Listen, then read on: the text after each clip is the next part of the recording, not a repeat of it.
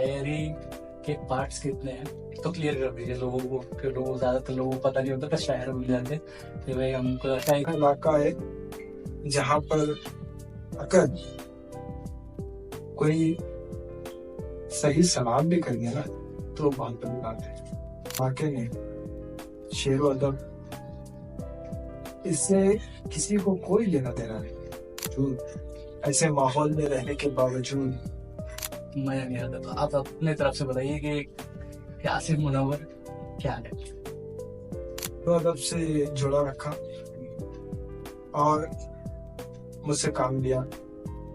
ऐसी क्या बात है आपका उनको सुन के? वो इसीलिए रखता हूँ क्योंकि उनका और मेरा जो जहन है वो एक जैसे ही है तकरीबन। मेरा तुमने रोजे में मेरा नाम है वाजिब। आज फनकार मीट के इस चौथे एपिसोड में हम एक ऐसे शायर से मिलने वाले हैं जो आपकी रूह को रिफ्रेश कर देंगे। चलिए मिलते हैं आसिफ मुनव्वर जी से। आप अपने तरफ से बताइए कि आसिफ मुनव्वर क्या है। आइए, मैं बज़्म फ़नकार वालों का बहुत शुक्रिया अदा करता हूँ और इस्तकबाल करता हूँ कि मेरे छोटे से आशियाने पर तशरीफ़ लाए। मैं तो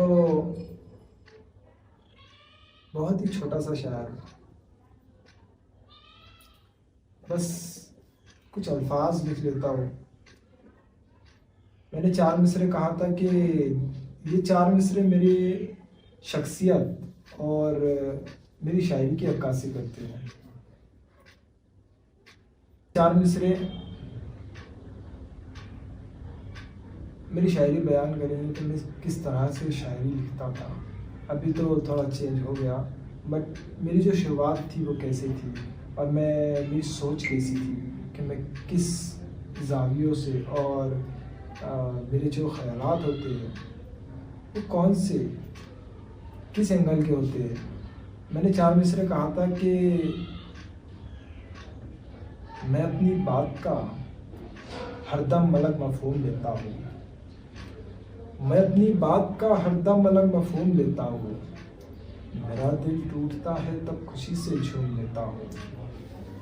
अलिया मजदूर का बेटा हूँ, मेरा हौसला देखो, इस ज़मीन पर आई न रख कर फलक को चूम लेता हूँ। मैं अक्सर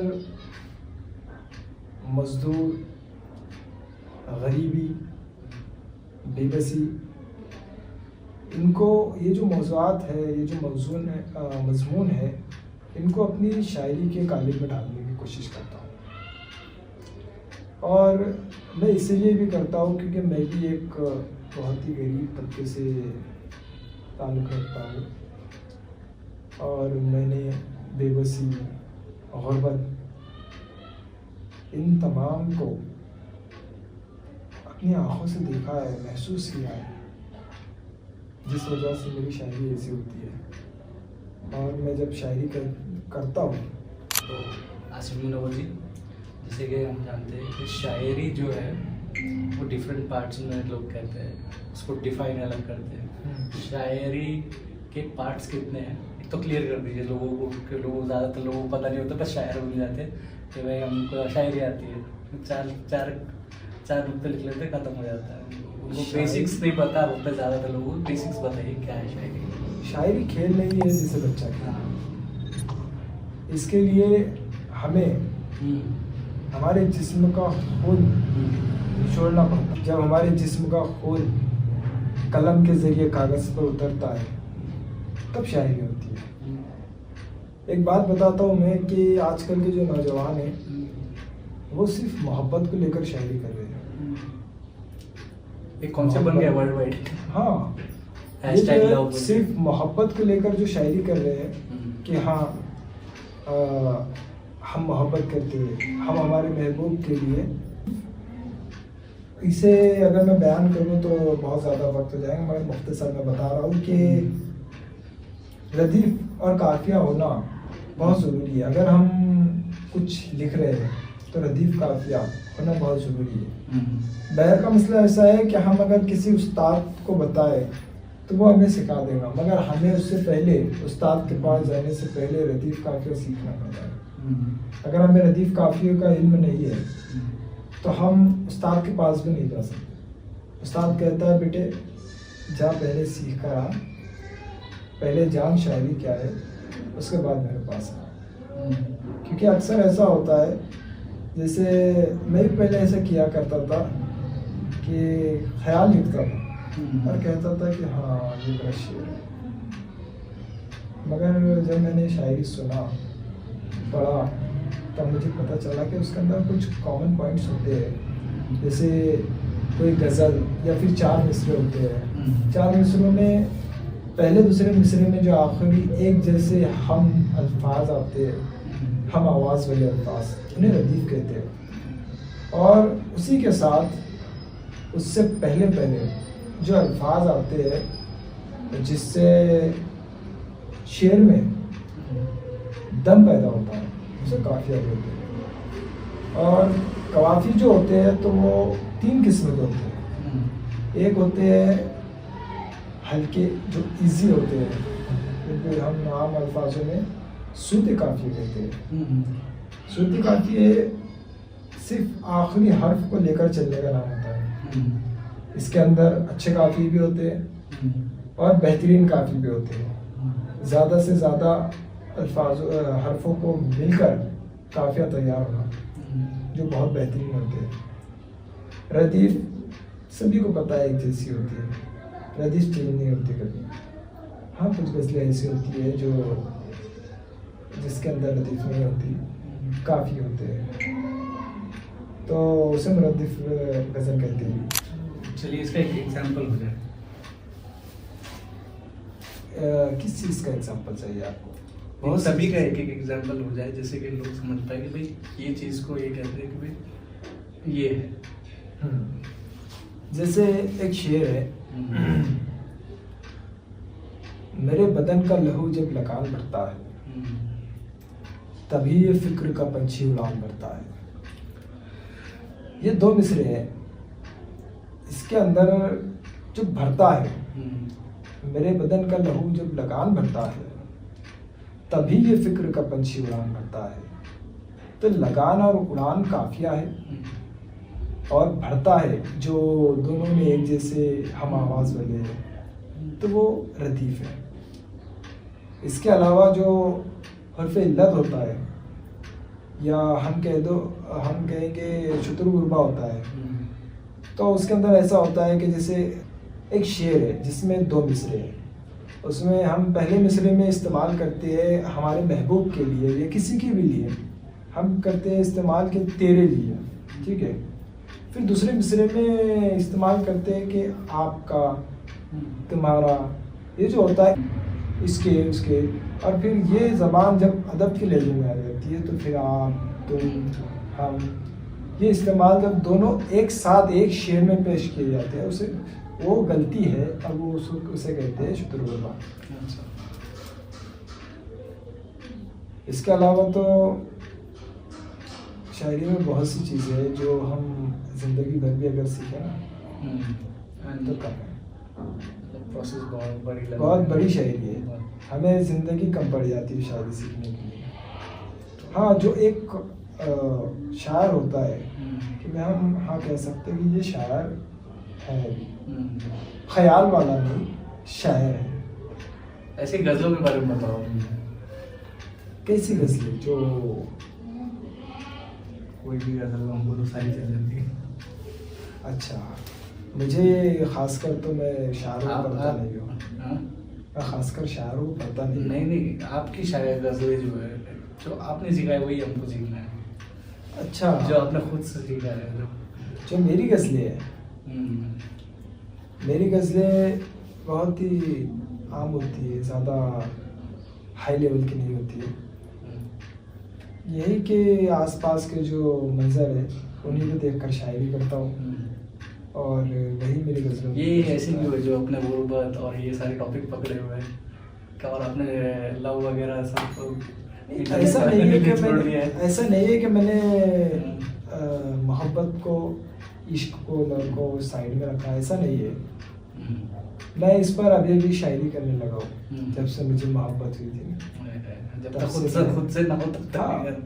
जब तक खुद से मोहब्बत ना हो किसी से खुद को, तब तक शायरी नहीं होती है ऐसे। हाँ, ये शायरी हो सकती है अगर किसी ने तुम्हें धोखा दे दिया तो एकदम दर्द भरी शायरी हो। ये एक मेरे पर्सनल एक मैंने चीज़ देखी है इंटरनेट पे, एक इंस्टाग्राम पे स्क्रॉलिंग करते करते, कि जो भी जिससे भी आप प्यार कर रहे हो उसके ऊपर आपको मतलब प्यार भरी शायरी 4 से 5 मिलेंगी, मगर दुख दर्द भरे शायरी, उसकी हाँ, बेवफाई पे शायरी हजारों मिल जाएगी। ये इतना क्यों गैप आएगा इतना ज़्यादा? ये जो गैप है 4-5 से डायरेक्ट 1000। ये जो रिलेशनशिप होता है ना, उसके अंदर जो गलत फहमियाँ हैं वो ज़्यादा बढ़ जाती है। ज़्यादातर मोहब्बत करने वालों में गलत फहमियों का जो भंडार है ना वो ज़्यादा होता है। अच्छा। वो छोटी छोटी बातों को लेकर गलत फहमियाँ पाल लेते हैं, जिसकी वजह से उनका जो माइंड है ना वो डाइवर्ट हो जाता है। वो मोहब्बत पे कहने वाले उसकी बेवफाई पे कहने लगते हैं। रिलेशनशिप जो है तो आजकल आम हो गई है कि भाई हम हाँ उस लड़के से या फिर उस लड़की से मोहब्बत करते 2 महीने 3 महीने 4 महीने 1 साल तक करे 2 साल तक करे, उसके बाद वो उसे भूल जाते हैं। किसी न किसी वजह से तो भूल ही जाते हैं। मजबूरियाँ होती है अपने अपनी, मजबूरी होती है कुछ काम। हाँ कई मजबूरियाँ होती है, मगर मैटर ये है कि उसे हम बेवफा नहीं कह सकते। अच्छा, क्यों नहीं कह सकते? क्योंकि वो मजबूरी के कारण अलग हुए हैं, ठीक है। हम जैसे किसी के घर वाले नहीं मान रहे या फिर किसी के खुद की भी अंदर कुछ बातें होती है जो हम छुपा छुपा के रखते हैं। ऐसा होता है कि जब इसे बिछड़ने का वक्त आता है तब हम उसे सारी बातें बताकर और अलग हो जाते हैं, फिर वो हम किसी को बता नहीं सकते कि हम अलग किए हुए। हमारे दिल में वो बातें होती है। और एक बात ये है कि जब बेवफाई की बात आई ना तो बेवफाई पे शायरी बहुत मिल जाएगी। वो इसीलिए मिलेगी क्योंकि ये जो काम चल रहा है लव मैरिज का, इसमें ज़्यादातर बेवफाई होती है। हम मोहब्बत करते हैं, छोड़ देते हैं, और छोड़ने के बाद जब दिल टूटते हैं तो वहाँ पर वो एक के लिए नहीं टूटता है। वो सारी लड़कियां, ऐसा लगता है कि सारी लड़कियों ने दिल तोड़ दिया, तो सभी के लिए ये दोनों पे एप्लीकेबल है, सिर्फ बॉयज के लिए नहीं। पहली बात क्लियर है, ये बात है। हाँ ये बात है कि बॉयज के लिए सिर्फ एप्लीकेबल नहीं है, बस दोनों साइड के लिए क्लियर है। और एक बात है कि गर्ल्स जो है ना, तो अगर किसी ने उन्हें छोड़ा तो बहुत ही कम होती है लड़कियाँ जो उनकी बेवफाई के बारे में लिखती है। ये सच्चाई है। लड़कियाँ बेवफाई के बारे में बहुत ही 1% 2% होती है। जो प्रवीण शाकिर है ना, वही मैं उनका नाम है। प्रवीण शाकिर ने बेवफाई के बारे में लिखी क्योंकि वो और बहुत बड़ी शायरा है, मेरी फेवरेट शायरा है वो। शायरात में प्रवीण शाकिर मेरी फेवरेट है, उसके अलावा कोई नहीं है। अभी जो है तो मेरी एक दोस्त है हिमांशी बाबरा, वो मुझे जैसा उसकी शायरी भी पसंद आ रही है। अच्छी शायरी लिखती है और माशाल्लाह यहाँ पर भी बहुत चल आने वाली है। और ये कि शायरों के अंदर सिर्फ मुझे 1 या 2 शायर ऐसे जो पसंद आते हैं, बाकी मुझे शायर पसंद नहीं आते। इसीलिए नहीं पसंद आते क्योंकि उनसे जो है तो मेरा जहन मैच नहीं खाता है। ये एक अलग चीज़ है भाई। लोग उल्टा कहते हैं कि भाई आपके शायर को देख के, आपकी इस शायरी को सुन के मुझे इनकी याद आ रही। हाँ वो होता है, बहुत से शायरों को याद करते हैं। शेर अगर हमें कहीं पर सुनने को मिला तो शायरों को याद करते हैं, मगर याद करना अलग है, पसंद करना अलग है। याद तो हम किसी को भी करते हैं मगर पसंद हम हर किसी को नहीं कर सकते। जो ऐसा शायर जो हमारे दिल में उतरे, जिसके अल्फाज हमारे दिल में उतर कर घर कर ले, वो शायर हमें पसंद होता है। और ख़ासकर ऐसे जो अभी नौजवानों के अंदर चल रहा है, ऐसे शायरों को पसंद करने लग गए हैं जिनको कुछ भी नहीं है, कुछ भी नहीं आता। मैं जनरली देख रहा हूँ ऐसे लोग हैं जिनकी शायरी में कोई बेमतलब नहीं चल कोई रही। दम नहीं है। आज की शायरी के अंदर जो है, आज सिर्फ पैरवी हो रही है, शायरी नहीं हो रही है। और मैं भी कहता हूँ कि मेरी शायरी में भी अभी उतना दम नहीं है। ये जनरेशन गैप कहाँ कब आया आपके? जब मैं बचपन में था तो मैं देखता था कि बड़े बड़े शायर हुआ करते थे, लोग नाम लिया करते थे, मुनव्वर राना का लोग नाम लिया, राहत इंदौरी का, लोग बहुत सारे महाराष्ट्र के भी शायर को नाम लिया करते थे। और अब देखो तो भाई गिने चुने 4-5 शायरों का नाम लेते हैं और लिस्ट खत्म हो जाती है। और उन्हीं के दम पे ऐसा ऐसा लग रहा है, बट उनके अलावा भी तो शायर है। हाँ, शायर है उनके अलावा, बहुत से शायर हैं। और सोशल मीडिया के ज़रिए, जब से सोशल मीडिया और इंस्टाग्राम, खासकर जब इंस्टाग्राम ग्रोथ में आया ना, वहाँ पर जब शायरी चलने लगी तो माशाल्लाह वहाँ से शायरी के लिए एकदम ऐसा खुला आसमान सामने आ गया। जो शेर कहने वाले उनके लिए ऐसा है कि हम एक बड़े खुले आसमान में आ गए, अब हम कितना भी हो सकते हैं। वो बात ऐसी है कि इंस्टाग्राम ने शायरी को बहुत फेमस किया, शायरी को भी और जो छुपे हुए शायर हैं उनको भी। पहले ऐसा था कि इंस्टाग्राम नहीं था, बहुत ही कम चलता था, रेयरली। फेसबुक भी बहुत कम था, मगर जो मुशायरे हुआ करते हैं ना, वो पहले से ही चलते हैं। मुशायरे जब यूट्यूब पर लोग सुनते थे तो उसके अंदर गिने चुने जो बड़े बड़े नाम हैं तो वही सामने आते थे और वही सुने जाते थे। जिन्हीं का नाम सभी को अजबर हो गया ज़बानी। मगर मैटर ऐसा है कि जब इंस्टाग्राम आया तो रील्स चलने लगी, टिकटॉक आया, वहाँ पर शायरी चली। टिकटॉक में तो एकदम सभी को फाड़ के रख दिया, दुनिया बदल दिया उसने। पूरी दुनिया के अंदर टिकटॉक ने जो सोशल मीडिया का बवाल जारी किया ना, जियो के बाद उसी के बवाल किया इंडिया में। जियो के बाद टिकटॉक हो गया।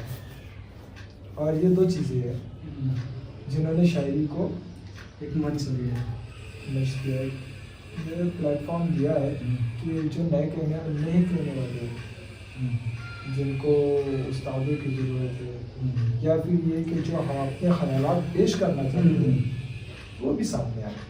अब वो सामने जब आए ना, तब लोगों को पता चला कि नहीं, राहत इंदौरी, मुनव्वर राना, ये जो शायर है बड़े बड़े, इनके अलावा भी शायर है, ऐसा नहीं कि नहीं। और अभी तो माशाल्लाह मुझे पाकिस्तान वाले जो है ना, उनकी वजह से भी शायरी को बहुत कुछ मिला है। हम हिंदुस्तान में हमारे हिंदुस्तान की तो शायरी बहुत अच्छी होती है। मगर एक बात बताता हूँ, हिंदुस्तान में जो शायरी है वो ज़बान को लेकर थोड़ी कमज़ोर है। ये अलग बात कि पाकिस्तान में थोड़ी सी उनको विरासत में ज़बान विरासत।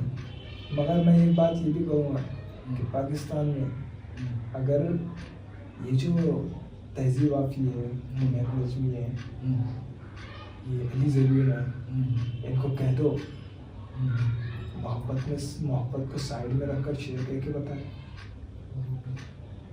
हिंदुस्तान से बाहर नहीं जा सकता, टॉपिक बंद हो जाए, बंद हो जाए। इससे अलावा उनके पास सिर्फ मोहब्बत है, और मोहब्बत सिर्फ शायरी का असल जो मौजू है, जो मजमून है, वो मोहब्बत नहीं है, इसके अलावा भी बहुत कुछ है। अच्छा, इसके अलावा जो आपने कहा कि आप किसी शायर को नहीं पढ़ते जनरली, तो आपको कोई शायर पसंद आया कि भाई उसकी शायरी मैं पढ़ूँ तो मुझे कुछ सीखने को मिल जाए? हाँ। या फिर मतलब आपने उनको मतलब बड़े शायर तो नहीं, मतलब जो आपने देखा हो भी ये बंदा बड़ा अच्छा है, उसकी शायरी मैंने पढ़ी, या फिर उसकी अपनी किताब खरीद ली हो? एक शायर है जिनका नाम है राकिब बियावली। उसने राकिब बियावली से सीखा है या फिर उनकी सिर्फ शायरी पढ़ के आपका मन हुआ है कि एक बात क्लियर कर दी है? पहली बात उनसे सीखा नहीं मैंने, हाँ, मैंने उनको पढ़ा। और एक बात इंस्पिरेशन कि हाँ, सुनना और पढ़ना मैंने उन्हीं को किया। रही बात सीखने की, तो मैंने किसी उस्ताद से नहीं सीखा। ये बात बड़ी क्लियर। और एक बात ये भी कि मैंने जहाँ से सीखा, मैं उस एक एक चीज़ का आपको पता दे सकता हूँ। मेरा सबसे बड़ा उस्ताद है अल्लामा गूगल। अल्लामा गूगल के ज़रिए मैंने शायरी की जितने भी कानून हैं, जितने कवायद हैं, तमाम से। अच्छा, मतलब आपने सिर्फ टिकटॉक नहीं देखा, आपने सारी शायरी पढ़ शायरी। हाँ, लोग आजकल जो करते हैं इंस्टाग्राम पे रील वगैरह। हाँ भाई है, भाई सीख लो कुछ तो। सीखने के लिए है। हाँ। देखो इंटरनेट जो है तो अच्छा है तो बुरा भी है। अब मैटर हमारे पर कि हम क्या सीखते हैं। हम अगर अच्छा सीखना चाहते हैं तो अच्छा सीखेंगे, बुरा सीखना चाहते हैं तो हजारों रास्ते हैं। अच्छा, रागिब साहब के बारे में कुछ बताइए अपनी। रागिब साहब जो है तो जलगांव खानदेश में भी रहते हैं। वैसे वो ब्यावल के रहने वाले हैं। अच्छा, इसलिए ब्यावली। हाँ, इसीलिए उनके नाम में ब्यावली आता है। और वो एक ज़मीनी शायर है, बहुत ही खुददार शायर है। ऐसी क्या बात है, उनको सुन के वो इसीलिए रखता हूँ कि उनका और मेरा जो जहन है वो एक जैसे है, तकरीबन मिलता है। और मैं उनकी शायरी से मुतासिर बहुत होता हूँ। मुझे उनकी शायरी जब याद आती है तो मैं एकदम उनकी शायरी पढ़कर झूम उठता हूँ। एक बात ये भी है कि मैं किसी और शायर के बारे में इतना नहीं कहता, इनके बारे में इतना इसीलिए कहता हूँ क्योंकि ये शायर भी अच्छे हैं और इंसान भी। रही बात इनकी शायरी तो एकदम अछूती है। कोई एग्जांपल कुछ शेर सुनाता हूँ मैं।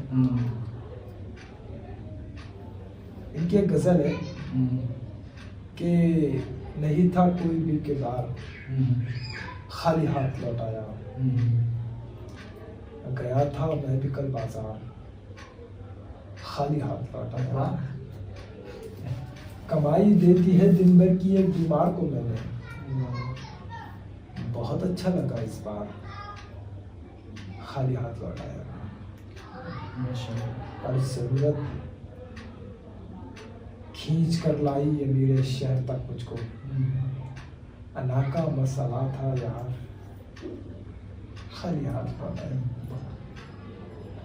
शेर कहते हो कि मैं अपना दिल लिए बैठा था महफिल में अमीरों की, मैं अपना दिल लिए बैठा था महफिल में अमीरों की, बहुत महंगा था उसका प्यार, खाली हाथ लौट आया। उनकी एक गज़ल के कुछ शेर ये भी है कि मांगते रहिए दुआओं में असर आने तक, मांगते रहिए दुआओं में असर आने तक, बाल पक जाते हैं जीने का हुनर आने तक। और इतनी आसानी से मिलता नहीं मेहनत का सिला, लोग मर जाते हैं शाखों पे समर आने तक। शेरे की धूप पीछा भी करेगी तो कहाँ तक मेरा, धूप पीछा भी करेगी तो कहाँ तक मेरा, एक घनी छाव का रास्ते पे शिजर आने तक। रोज मुड़ जाता है चौराहे के उस मोड़ पे वो, रोज मुड़ जाता है चौराहे के उस मोड़ पे वो, देखता रहता हूँ मैं उसको नजर आने तक, देखता रहता हूँ मैं उसको नजर आने तक। कुछ ये भी सुनाता हूँ कि वो जब रिश्तों पर शायरी करते हैं ना, तो जो भी हसास इंसान होते हैं। अच्छा, रिश्तों पे सिर्फ मुनव्वर राना ने ज़्यादातर किया है। मुनव्वर राना साहब ने तो, और मैं आज सेकंड टाइम आपसे ही सुना कि इतनी बेहतरीन शायरी कोई करता है। मैटर ये है कि मुनव्वर राना साहब इन्होंने रिश्तों पर किया है, इनके पास दिल भी अच्छे हैं और तमसीलात तो अच्छे हैं, बहुत अच्छी तमसीलात। मैं इस बात पर कह सकता हूँ कि उनके बहुत बड़ी बड़ी तमसीलात होती हैं, मगर जहाँ पर अछूतापन होता है तो मैं इस कैटेगरी में रागिब साहब को भी कुछ नहीं, मैं बहुत बड़ी लेवल पर रखता हूँ। अच्छा। अछूतीपन, क्योंकि इनकी जो शायरी है ना वो एकदम अछूती होती है। अब कह नहीं सकते कि यार ऐसे भी कोई शेर हो जाएगा। जो सब जगह चलता है मोहब्बत, और आपने अभी अभी कबूल किया कि आपको रिसेंट में ही मोहब्बत हुई है। अब ये कबूलियत पे है। मोहब्बत पहली बारिश के तिलकते बूंद का नजर, मोहब्बत आसमां पर है धड़क रंगों का एक झूमर, मोहब्बत आजमाइश है, मोहब्बत सब्र का सेवर, मोहब्बत को समझना है तो पहले मोहब्बत कर। मोहब्बत है तेरा चेहरा, तेरी आंखें, तेरी जुल्फें, मोहब्बत तेरी आदत है, मोहब्बत मेरी हाजत है, मुझे तेरी ज़रूरत है। मोहब्बत एक कहानी है, मोहब्बत जिंदगानी है, मोहब्बत के खजाने को ज़हर किस्मत दिखाती है, और ज़हर किस्मत से हम दोनों उसी हल्के में आते हैं। मोहब्बत जो है तो अक्सर ऐसा होता है कि अचानक होती है। मेरे साथ भी ऐसा ही हुआ है, अचानक में मोहब्बत हुई है। मैं पहले जो शायरी किया करता था तो वो जो अफसाने वगैरह मैं पढ़ता हूँ, वो अफसानों में मैं दर्द भरी कहानियाँ पढ़ता था, और जो ड्रामे वगैरह देखता था उसमें भी मैं ख़ास कर ये देखता था बेवफाई ज़्यादा होती है, तो उसी पर मैं शेयर करता था। पहले जो था मेरा मामूल वो यही था कि मैं बेवफाई पर बहुत ज़्यादा शेयर करता था, बहुत ज़्यादा दर्द मेरी शायरी के अंदर। आप देखेंगे अगर तो आज से तकरीबन 1-1.5 साल पहले पूरा एकदम बेवफाई और दर्द, इसके अलावा मेरे पास जो भी मौज़ूआत थे, ये तो दर्द और बेवफाई तो मेरे जैसा साइड में थे। मैंने इनको ज़्यादा सोशल मीडिया इंस्टाग्राम के अलावा कहीं पर ऐसा सुनाया और पोस्ट भी नहीं किया। मगर एक बात तो ये है कि जब से मुझे मोहब्बत हुई ना, तब से ये दर्द और बेवफाई मुझसे दूर हो गई, नहीं हो पाती, निकल गया जिंदगी, निकल गया।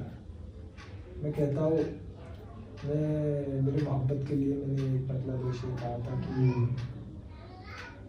तख़य्युलात की दुनिया टहल के आया हूँ, किसी की याद की भट्टी में चल के आया हूँ। बारिशों इधर आओ भिगो के जाओ मुझे, बारिशों इधर आओ भिगो के जाओ मुझे, अगन बुझाने को मैं खुद से चल के आया हूँ। बस एक तेरे लिए और सिर्फ तेरे लिए, बस एक तेरे लिए और सिर्फ तेरे लिए, कई हसीनों के सपने को चल के आया हूँ। मोहब्बत पर मैं बहुत ज़्यादा नहीं, बहुत कम लिखता हूँ, मगर अभी अभी रिसेंटली ऐसा हुआ है कि मैं मोहब्बत पर भी लिखने की कोशिश कर रहा हूँ। मगर मेरी जो पहले की आदतें कि गरीबी, मजदूरी और जो बेबसी होती है, गुर्बत होती है, ये तमाम चीज़ों को मैं छोड़ नहीं सकता यार। अच्छा, जब ये ख्याल आता है तो ये जनरली सब शायरों में होता है कि ख्याल जब आप बैठते नहीं आता तो ख्यालों का एक अलग ही अपना गुजर देखो, शायरी जो है तो ज़बरदस्ती नहीं हो सकती, शायरी नाजिल होती है ऊपर वाले से, ऊपर वाले की जब मर्जी होती है ना, तब वो हम पर इल्हाम होती है शायरी, और जब वो बरसती है, जब वो इल्हाम होती है, तब हमें उसे कैच करना पड़ता है। वरना ऐसा होता है कि हम अक्सर मसरूफ़ होते हैं, शायरी इल्हाम हो रही है, हम उसे कैच नहीं कर रहे, हम उसे नहीं लिख रहे, हम उसकी तरफ ध्यान नहीं दे रहे, तो वो चली जाती है। और फिर जब हम फ्री बैठते हैं, फुर्सत में बैठते हैं, तब हम लेटर पेन लेकर अगर दिन भर भी बैठे ना, तो हमसे एक मिसरा ना हो पाए। क्योंकि हम हमारी कोशिश कर रहे हैं, हमारी तरफ से करने की कोई ज़रूरत नहीं है। ऊपर वाला जो देगा वो ले लो, ऊपर वाला देता है। शायरी जो है तो खुद से नहीं होती है, शायर बंदा नहीं है, पैदा होता है। अच्छा, शायरी खुद में होती है। बाकी कोई अगर आपको कोई शायर अगर कोई पसंद आते हो उनका भी हमें कमेंट कीजिए, तो हम उनसे भी जुड़ने की कोशिश करेंगे। मिलते हैं हम एक नए शायर और एक नई कहानी के साथ।